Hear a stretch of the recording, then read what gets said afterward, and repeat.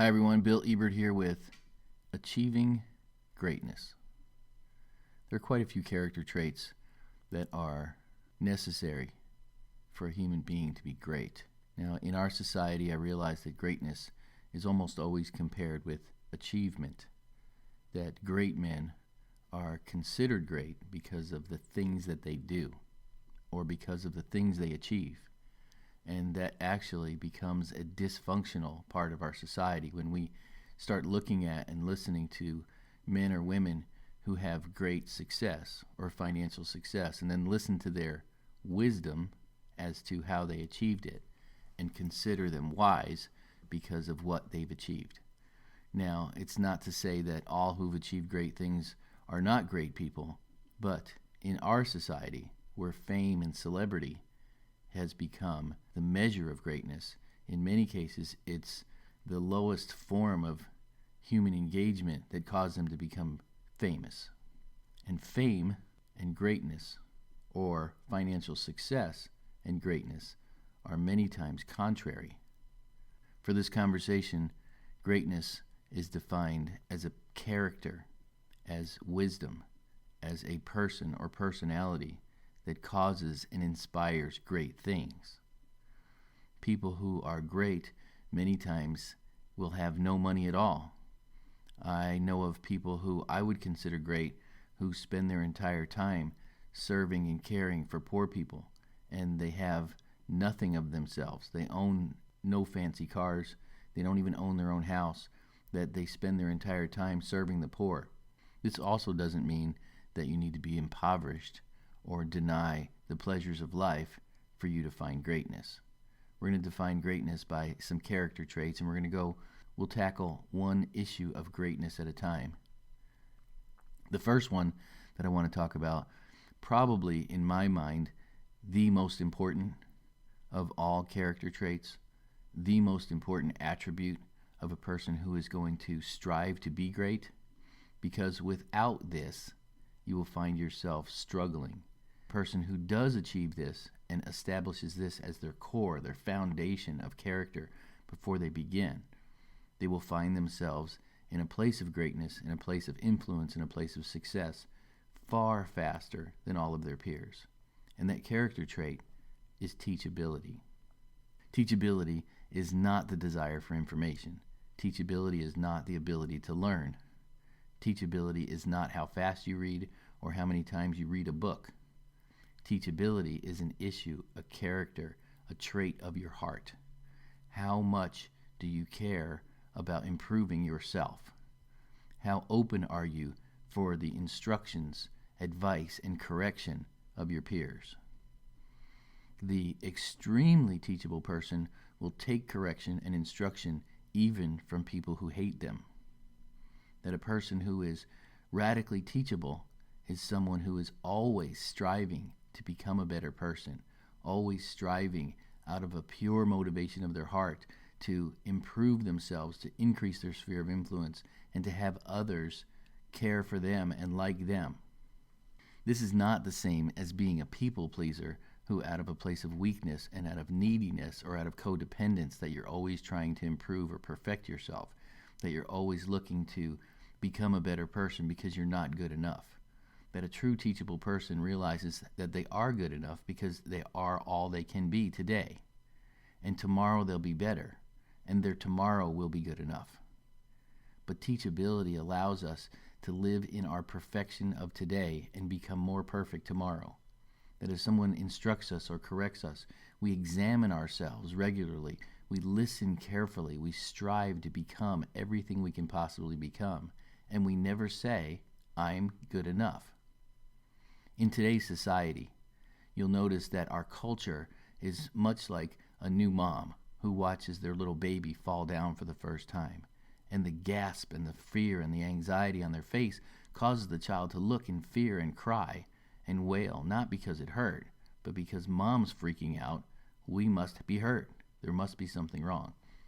If you grow up in a household where every time you fall or scrape your knee, everyone screams and wails and has an emotional response, and oh, poor baby, you're going to have a hard time emotionally handling the pain. The pain seems far greater and the emotional response seems necessary or normal. In our society of teachability, we've actually turned everyone into a handicapped human being.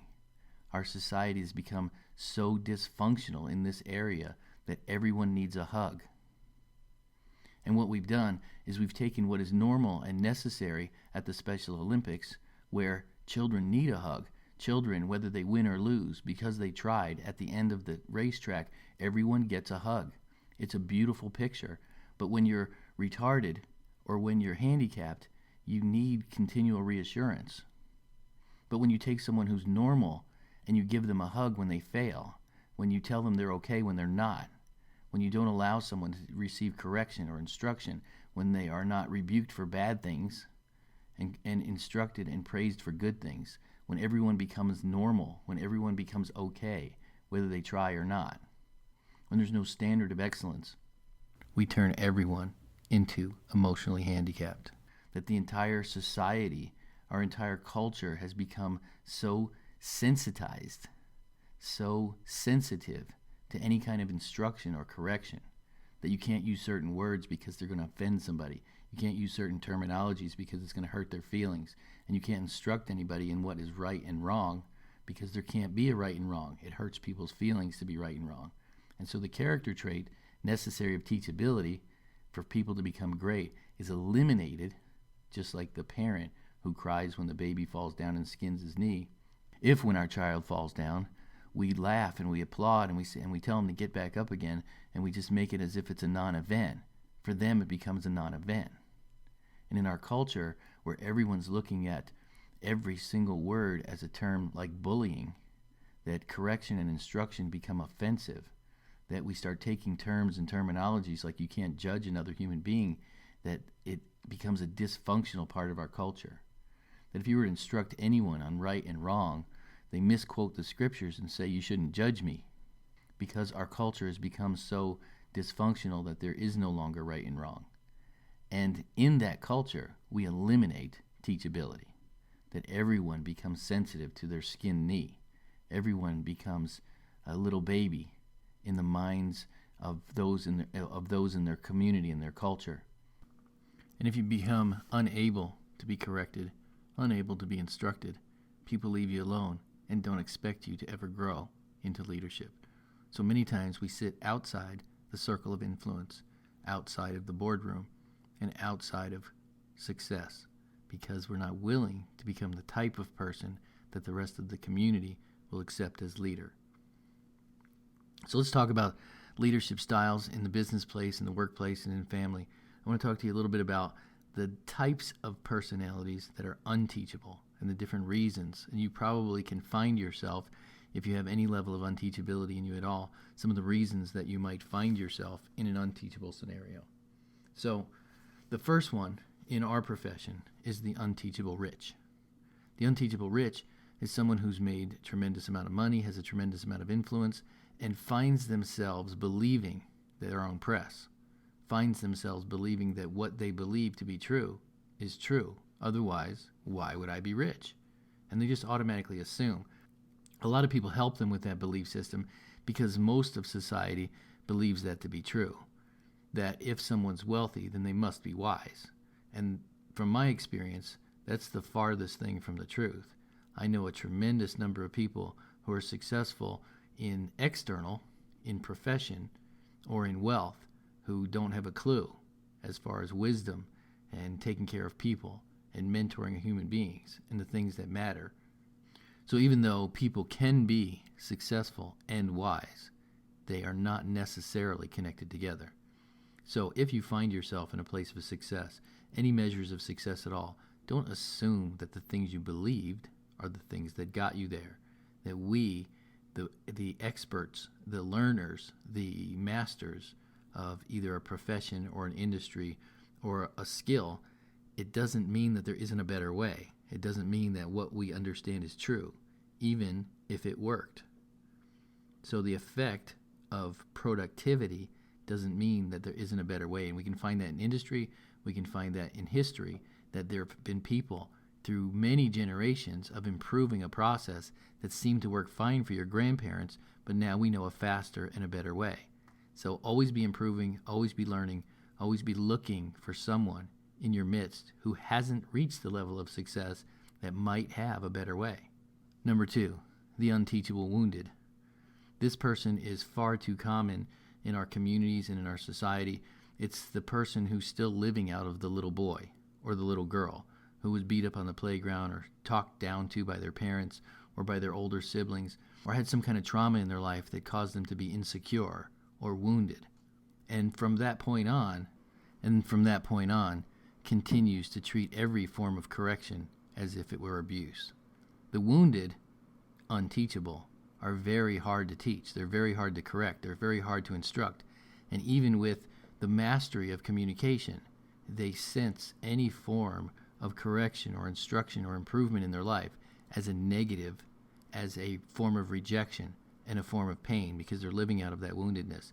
And if a person doesn't grow up and grow out of those things, there's really nothing that you can do to help them. We teach in many of our techniques and tactics on how to use a praise sandwich, to applaud someone, to celebrate them, and to look into and call out their destiny. And even with a tremendous amount of praise and with confidence and encouragement, that person still detects any form of correction or instruction as pain. If that's you, you need to go back into your childhood, into your memory, and realize that that's what you're doing, and start embracing correction and instruction. Start embracing the things that are seemingly painful, and realize, you have to come to the realization that correction is not a bad thing, that you being imperfect is not a bad thing. And the emotional psychology that some people have in that arena keeps them bound for their entire life. You do not have to live as a 9-year-old wounded child. You can find yourself free in this arena, but you have to work on it. Next is the unteachable proud. The unteachable proud you see in many different areas of life. The person who believes their own press just because they believe their own press. And in many cases, it's coming out of a place of weakness, that they're covering up. That pride is in many cases covering up fear. It's covering up an insecurity. And so they boast themselves, they puff their chest out, and they believe that their press is exactly as they say it is, that they want everyone to acknowledge them and applaud them, and they need everyone to believe exactly the way they believe. And we find many, many people in leadership and pulpit positions believing their own press, believing their own story, and not being willing to look at another side, not being willing to see another person's perspective and hone their understanding, improve their wisdom, and become a person of greatness as we develop a culture in our own heart of learning, self-improvement, never stopping, never quitting, and becoming a person of humility in the midst of learning. And the last one I want to talk about is the unteachable fearful. This is similar to the unteachable wounded, but this person is afraid to not believe the things they believed, that either their parents taught them, or their church has taught them, or their upbringing or their culture has taught them a certain thing. And they're afraid not to believe it because they believe that the things they were told and the things that they understand have to be true, or their whole entire life becomes unraveled, that they emotionally have married an idea or an ideal or a culture, and that they're afraid to embrace new truths. They're so afraid of the falsehood, the cult, as it were, of misinformation, that they are perfectly comfortable living in a lie. So in their very fear of embracing a lie, they will continue to hold on to a half-truth.